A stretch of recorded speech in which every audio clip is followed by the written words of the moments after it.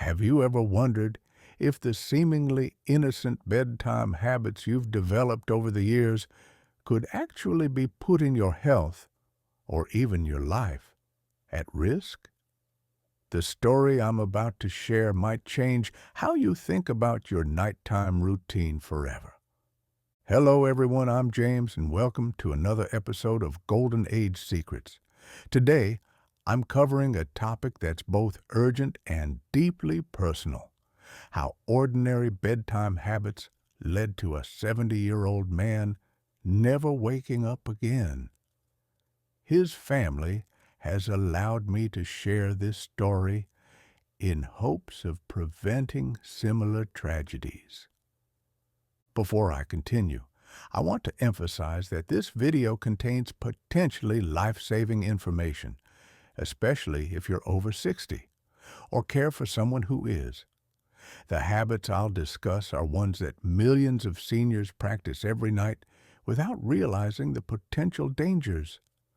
Stay with me until the end, as the fifth habit, one that over 80% of seniors do before bed, is perhaps the most dangerous of all. Robert was a healthy, active 70-year-old who lived independently. He walked daily, maintained a social life, and had only the typical health concerns we might expect at his age: mild hypertension and occasional joint pain. His doctors considered him a model for healthy aging. On what would be his final evening, Robert followed his usual nighttime routine, the same habits he'd practiced for years, without incident. His daughter called him around 8 p.m., and they chatted about weekend plans. He mentioned feeling a bit more tired than usual, but attributed it to having worked in his garden that afternoon. The next morning, when he didn't answer his phone, his daughter went to check on him and found that he had passed away peacefully in his sleep. The medical examiner determined that Robert had died from a combination of factors that created what they described as a perfect storm, a series of seemingly minor issues that, when combined, became life-threatening. What's most troubling is that each contributing factor stemmed from what appeared to be harmless bedtime habits, habits that many of us consider normal parts of aging. The warning signs had been there, but neither Robert nor his family recognized them for what they were. He had occasionally mentioned waking up with a dry mouth or slight headaches. He sometimes felt a bit dizzy when getting up in the morning. He had recently started napping more during the day because he wasn't feeling rested. These subtle changes weren't enough to cause concern, but they should have been. Let's examine the 5 bedtime habits that contributed to this tragedy, starting with the least obvious and building to the most dangerous. Habit number 1, the deadly sleep position. Robert was a back sleeper, something many of us consider completely normal and harmless. However, for seniors with certain risk factors, sleeping flat on your back can significantly increase the dangers of sleep apnea, a condition where breathing repeatedly stops and starts during sleep.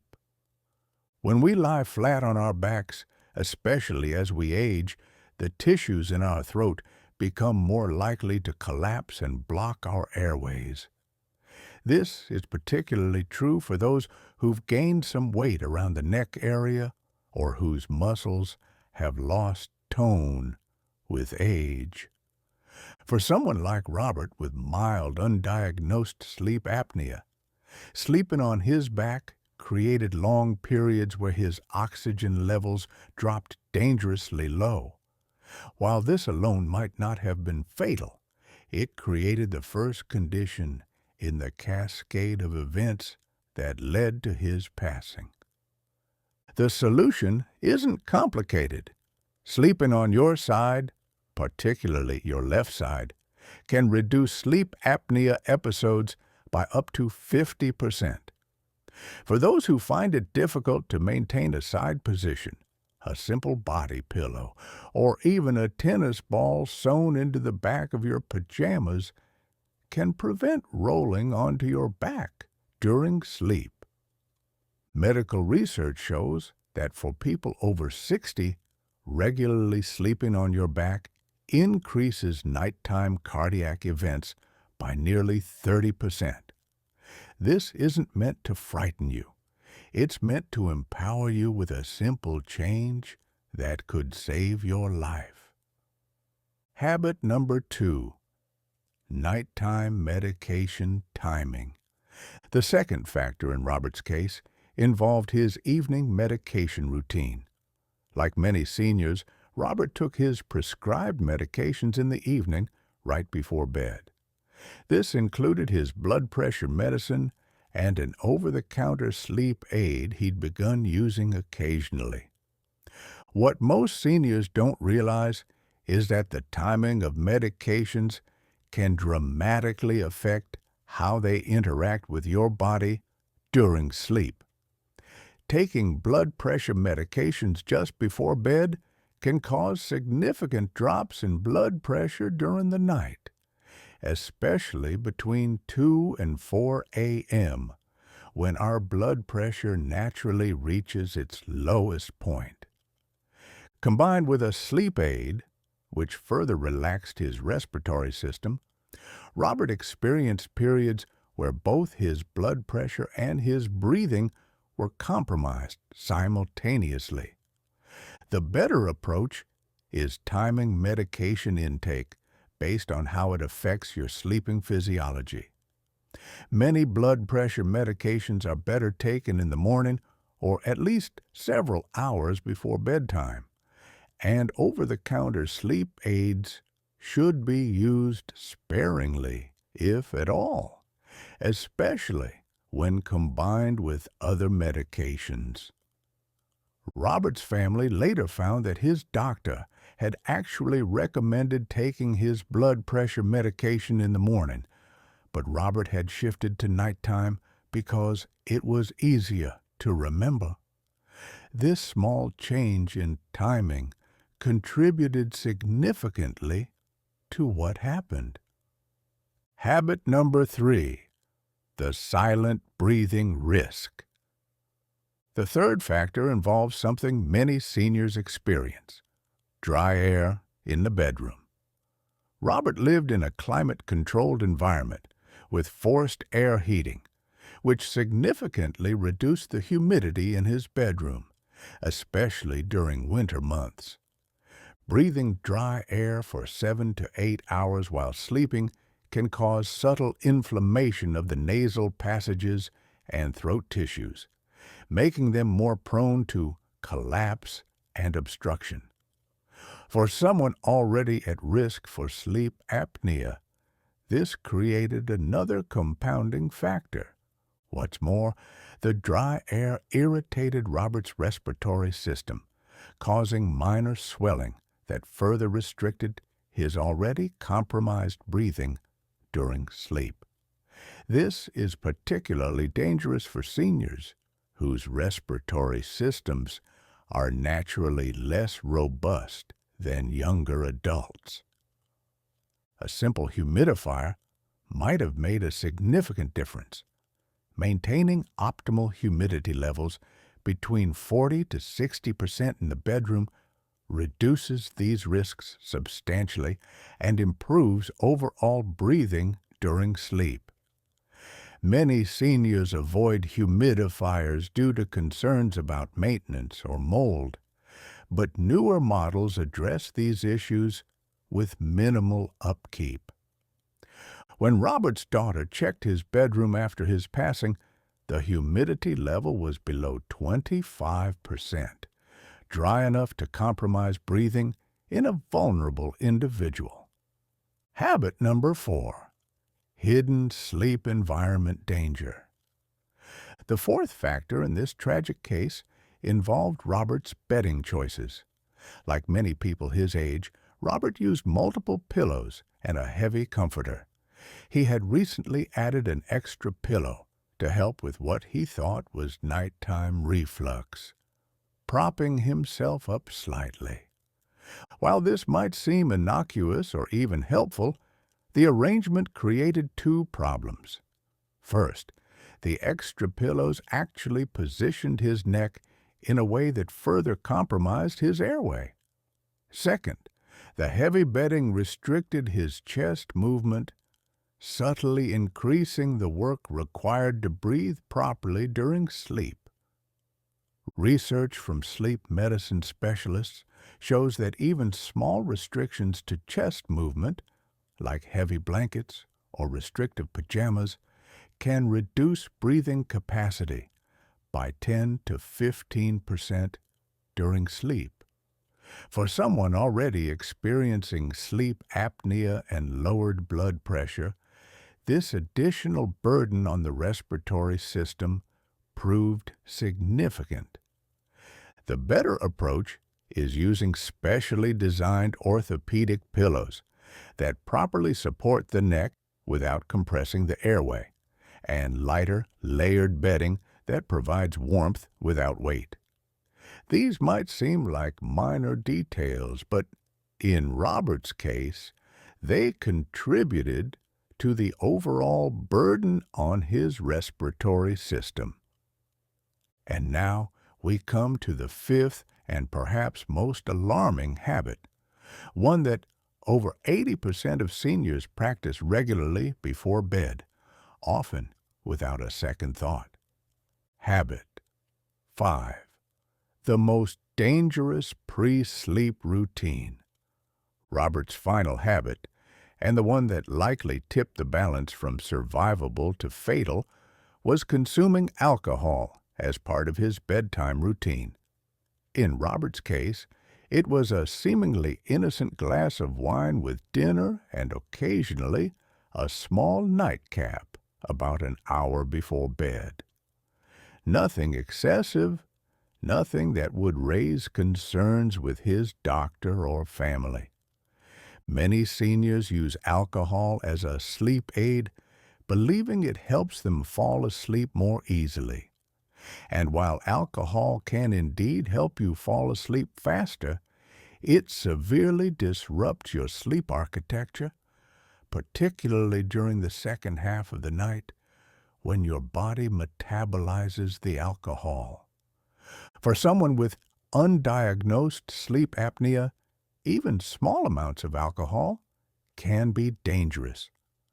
Alcohol relaxes the throat muscles that keep your airway open, significantly increasing both the frequency and duration of breathing pauses during sleep. Studies show that even moderate alcohol consumption can increase sleep apnea episodes by 25% in otherwise healthy adults, and much more in those already at risk. What's particularly insidious is how alcohol impairs your body's normal arousal response. Typically, when oxygen levels drop too low during sleep, your brain triggers a micro-awakening to restore normal breathing. Alcohol blunts this survival mechanism, allowing dangerously long pauses in breathing without the protective awakening response. In Robert's case, the combination of sleeping position, medication timing, dry air, restrictive bedding, and pre-sleep alcohol created conditions where his breathing was repeatedly compromised, his cardiac system was under stress, and his body's natural protective mechanisms were suppressed. The medical examiner believed that Robert experienced what's called a prolonged apneic event, an extended pause in breathing that triggered a cardiac arrhythmia. Because of the alcohol's effect on his arousal response, his body never triggered the awakening that would have restored normal breathing. How this tragedy could have been prevented. The most heartbreaking aspect of Robert's story is how preventable it was. Small changes to any of these 5 habits might have been enough to save his life. Sleeping on his side instead of his back would have kept his airway more open. Taking his blood pressure medication in the morning rather than evening would have prevented the nighttime blood pressure drop. Using a humidifier would have reduced respiratory irritation and inflammation. Choosing appropriate pillows and lighter bedding would have better supported his airway and breathing. And most importantly, avoiding alcohol in the evening, particularly before bed, would have preserved his body's natural protective responses. Warning signs you should never ignore. Robert's case highlights several warning signs that neither he nor his family recognized as serious. If you or a loved one experiences any of these, please consult a healthcare provider promptly. Waking up with headaches, dry mouth, or a sore throat. Daytime fatigue despite seemingly adequate sleep. Needing to nap more frequently during the day. Waking up gasping or with a sensation of choking. Being told by others that you snore loudly or appear to stop breathing during sleep. Morning dizziness or confusion. Increased nighttime urination beyond what's explained by fluid intake. Nighttime heartburn or reflux that seems worse when lying down. Any of these symptoms could indicate sleep-disordered breathing that puts you at higher risk when combined with the 5 habits we've discussed. Simple, life-saving modifications. Let me offer some practical advice for modifying these potentially dangerous bedtime habits. Train yourself to sleep on your side. A body pillow can help maintain this position, or even sewing a tennis ball into the back of your pajama top can prevent rolling onto your back. Review all medications with your doctor specifically regarding timing. Ask explicitly about how they might affect your sleep and breathing. Never assume that bedtime is the best time to take medications. Monitor bedroom humidity and use a humidifier if levels fall below 40%, particularly during winter months or in air-conditioned environments. Invest in proper pillows designed to keep your airway open while sleeping. Consider lighter, layered bedding rather than heavy comforters or weighted blankets if you're at risk. Avoid alcohol for at least 4 hours before bedtime, ideally eliminating the nighttime glass of wine or nightcap completely if you have any risk factors for sleep apnea. Consider a sleep study if you have any risk factors or warning signs. Home sleep tests are now widely available, comfortable, and can detect problems before they become dangerous. For those caring for elderly parents or loved ones, be particularly vigilant about these habits. Often, the individual themselves won't recognize the risks or may not connect their symptoms to their bedtime routines. Resources for better sleep safety. Before concluding, I want to provide some practical resources. In the description below, I've linked to several organizations that provide guidance on sleep safety for seniors. The American Sleep Apnea Association offers free screenings and resources. The National Council on Aging has excellent guides for creating safer sleep environments. Many Medicare plans now cover home sleep testing, and CPAP therapy, if needed. The Sleep Foundation website offers specific guidance for seniors with sleep concerns. I encourage you to explore these resources, particularly if you or a loved one exhibits any of the warning signs we've discussed. Robert's story doesn't need to be repeated. His family has shared it in hopes that others might recognize these dangers before it's too late. The most painful aspect for them was learning how preventable his death was, how simple changes to habits he never questioned might have given them many more years together.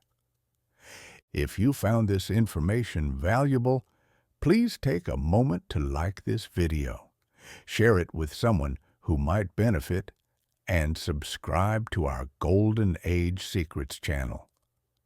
Your support helps us continue creating content that might literally save lives. Until next time, this is James, wishing you safe and restful sleep in your golden years.